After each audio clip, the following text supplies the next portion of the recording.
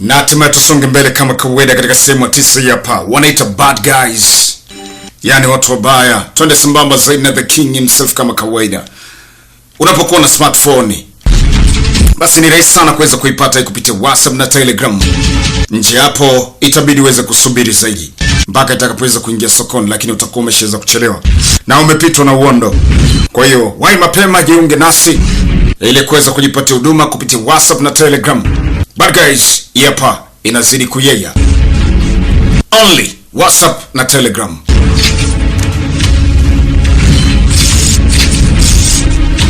Sasa ni katika sehemu ya 9. Hawa watu wabaya ni akina nani? Shughuli ipo.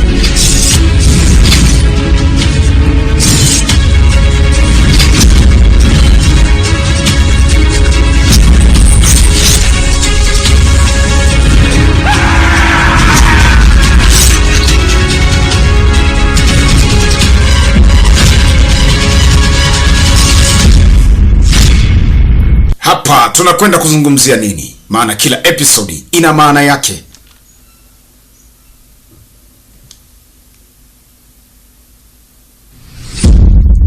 Hii wanasema sell. Na hii ni sell ya uuzaji, sio ile sell ya CEW. Ile ya sero hapana. Waandishi habari walikuwa kiweza kutangaza kuhusiana na mtu alikuwa kiweza kutishia raia. Waliweza kumtambua kama Rain Mada ambaye alishaweza kuua zaidi ya watu 23, kwamba amekamatwa. Yaki, huyu jamaa anambia ndio ni jamaa wangu. Lakini mwambie jamaa hajaweza kuhusika na ile swala. Huyu sio muuaji, sky ndivyo alivyoweza kusema. Upo sahihi jamaa wangu.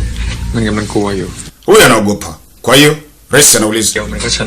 Anasema kama angeweza kumua mtu mmoja angekopo ni 23, na maana kwamba angeweza kumbeti yule muuaji wa kwanza. Na kama angelikuwa ni muuaji wa kweli basi angelikuwa na hasira. Kwa hiyo akiweza kuoa mtu mmoja mambo yote atakuwa ameweza kukamilika. Kwa hiyo huyo aliweza kukamatwa ambaye ni Eddie, wanaamini sio muuaji. Sasa ni usiku alafu mvua inanyesha. Muuaji hufanya mauaji kwenye mvua. Ugonjwa wake mkubwa na uteja wake ama ulevi wake ni damu. Binti wanamuita Kedi anasonga mbele kuelekea nyumbani. Mbele ghafla, bwana, kuna mtu amesimama na yuko na koti la mvua. Je, ndo the Rain Mada, muuaji kwenye mvua? Kibo, hii ni hatari. Maana mtu akampita spidi. Maana wa kwanza alishaweza kufa kati ya wale wawili ambao waliweza kupona. Wa kwanza alikufa. Sasa muuaji ana tabia kama akimkosa mtu na kwamba lazima amrudie. Lakini wewe inaonekana mtu alikuwa na shughuli zake, akampita binti wanamuita Kedi.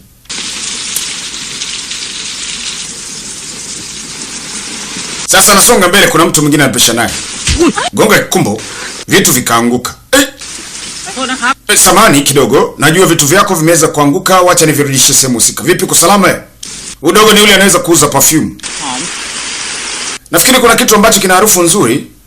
Yaani kama vile lavender. Ngoja. Jeshim basi. Kaanza kumng'ang'ania binti. Nataka nikupatie perfume unukie vizuri, maana ya harufu inaonekana ya kupendeza. Binti akamtupa huko, ikabidi kukimbia. Huyu dogo, where's Jamini? Race, huyu hapa. Anawahi alishagundua kuna tatizo. Kedi anakacha. Anakutana mjomba yuko na mwamvuli wake huyu hapa mbele. Kapewa kitu. Huyu dogo ndiye muuaji, the Rain Mada mwingine ambaye yupo kwenye ushindani. Njoo hapa. Binti akakutana nzito, anaingia kwenye balaa bila kujua. Kwanza akaipaka ile damu yake usoni. Wow! Harufu ya damu yako ni nzuri. Na anasema ni jambo la heri kuweza kukuona tena, na kwamba ndio yule wa kwanza aliweza kumkosaga kumua. Sasa anachomwa kisu kumaliza kazi, kupata damu nyingi zaidi. Kakamatwa. Resi anafika, Mungu saidia, kwa wakati. Na alikuwa kimwinda mpumbavu kwa muda mrefu. Tena unamgusa mwanamke ambaye anampenda. Toba. Resi hizi kuacha. Huyu ni muuaji hatari zaidi. Piga mno. Baba ananusaga damu siteja. Anacheka na mbio, umeona? Damu yangu imechanganyikana damu ya ukahaba. Ina harufu nzuri. Unasemaje? Chapa. Yaani watu wanalaana kwenye dunia katafuta kisu. Hisi ndio natobolea nao watu. Sasa leo nitakunyoosha. Yeye anafanya kazi kwa ajili ya kuweza kupunguzwa kifungo. Maana naomba tulia. Pitaka amefika, naambia kazi yako imeishia hapa. Wewe mtu nipatie mimi. Niko tayari kufa. Niweni. Resa elewi, anakuua. Ukimua mtu huyo na wewe umekwisha. Iwe hivyo. Pigwa chuma ya mkono. Maana ni mkorofi Resi. Wote ni wafungwa. Kapigwa risasi. Pitaki akachukua kuku wake. Wewe mwana haramu. Hii hapa tunazungumzia seli, uuzaji wa nini. Ilibidi kuweza kumfuata Kedi kuangalia hali yake. Huyu bwana akapelekwa kwa babake na Chok. Yaani kiongozi askari wa polisi wanamuita Namchai. Baba anachekelea anasema harufu nzuri. Namchai alipewa basola na Pitaki. Maana aliambia mtu ukimkamata niletee mimi. Anasema kitu inatisha. Cheka vibaya mno. Yaani era yake ni damu. Hakutaka kumuua. Anaifuata sheria. Anasema muda wake bado. Muda bado. Yaani ni kama movie vile. Inafurahisha kwa natokana. Lipewa. Jinga wewe. Hajajua.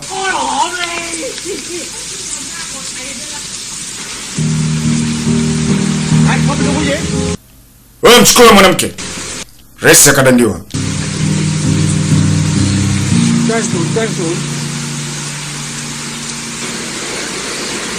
Alikuwa na hasira mno na Pitaki Inspector. Kwa nini hajampa nafasi ya kuweza kumuondoa mtuli? Kampiga risasi ya mkono. Kazi ipo. Ni sehemu ya 9. Bad guys, hapa.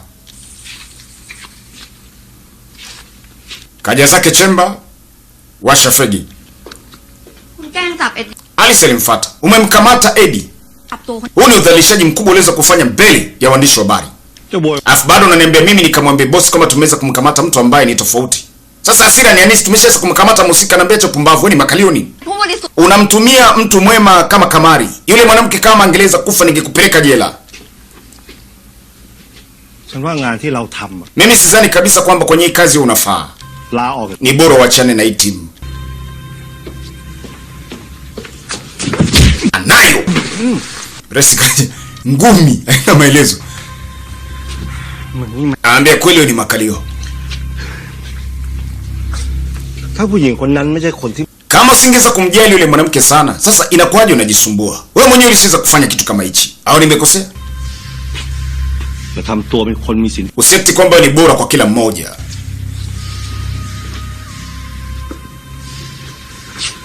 Kaja muni mwingine baba sogea. Anayo. Yaki. Lana wewe.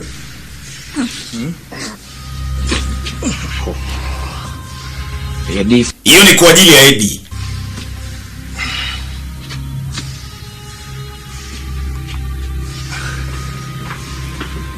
Hafla askari wanaingia. Alice anashangaa. Kwa nini mko hapa? Tunafuata amri. Amri kutoka kwa nani? Mimi ndio nimewapa amri. Muda wa ufuatiliaji umekwisha. Ni wakati wa kuweza kurudisha mbwa kwenye cage. Yaani kwenye ngome. Wewe mbwa! Warudishwe sero. Hawana cha kufanya, bomba zinawaangalia. Tembeni.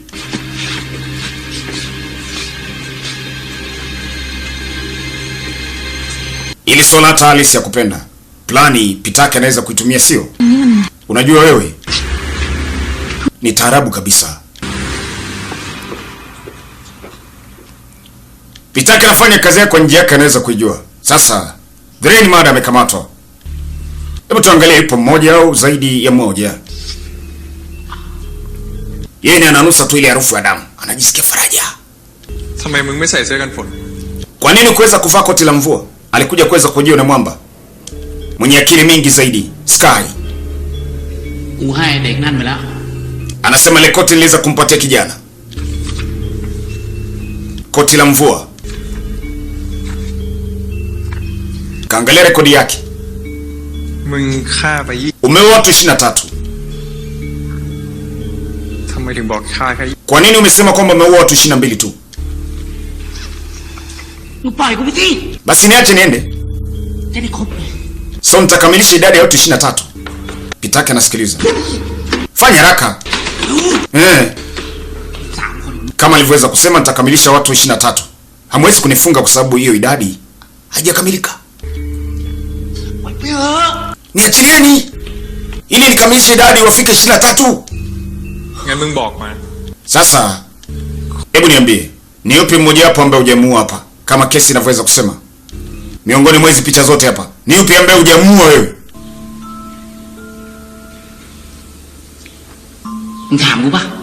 Yaani unaniuliza mimi?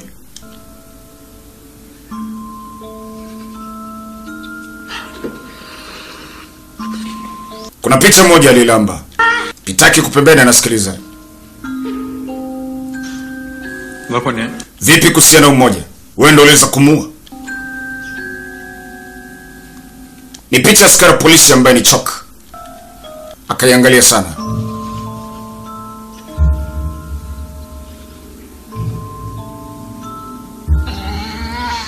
Akacheka. Anasema pana mmoja mimi sijamuua. Kwanza mbaya. Mimi kiukweli sipendi harufu ya damu ya askari polisi. Kwa sijamuua huyo mimi. Hapa alimtisha Pitaka. Huenda kuna the rain mada mwingine tofauti na huyo hapa. Aliweza kumuua Chok. Maana huyo anakataa. Na anasema kaua 22 sio 23. Kwa hiyo hakumuua Chok. Nani aliweza kumuua police officer Chok? Hapo ni pazito. Baada ya mahojiano kumalizika, ilibidi kuweza kumchukua Sky na kuweza kumpeleka sero. Jamaa kwa analia, nichukueni basi tuongozane wote. Pitaki alishtuka mno. Sasa upande wa pili kuna binti huyu hapa. Naye inaonekana kuweza kukamatwa na ameweza kuhifadhiwa hapa ndani ili jengo. Ambapo kuna nyama nyingi sana. Sijajua ni za kitimoto, ng'ombe au ni za nini.